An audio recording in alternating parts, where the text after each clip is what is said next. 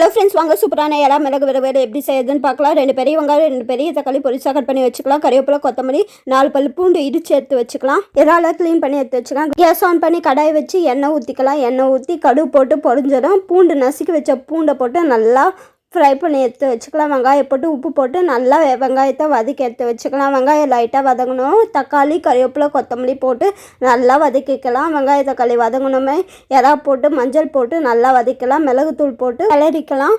மிளகுத்தூள் வந்து 1/2 ஸ்பூன் தான் போட்டுக்கிறேன். ஏன்னா காலம் வந்து மிளகுத்தூள் சேர்க்கறதுனால 1/2 ஸ்பூன் போட்டு நல்லா கிளறிட்டு 1 டம்ளர் தண்ணி விட்டு நல்லா கொதிக்க விடணும். லைட்டாக சுண்டி வரும்போது பெப்பர் தூள் கொஞ்சம் போட்டு நல்லா கிளறிக்கணும். நல்லா கிளறிக்கிட்டு கேஸை வந்து சிம்மில் வச்சிடணும். சிம்மில் வச்சுட்டு அப்படியே சுண்ட விடணும். நல்லா சுண்டு எண்ணெய் பிரிஞ்சு வரும்போது லைட்டாக பெப்பர் தூள் போட்டு கிளறி இறக்கினா என் ஸ்டைலில் சூப்பரான மிளகு இறா வறுவல் ரெடி. மறக்காமல் ட்ரை பண்ணி பாருங்க. வீடியோவில் ஒருத்தவங்க கமெண்ட் பாக்ஸில் இதோட ரெசிபி கேட்டிருந்தாங்க. அவங்களுக்காக தான் இந்த ரெசிபி. மறக்காமல் ட்ரை பண்ணி பாருங்க.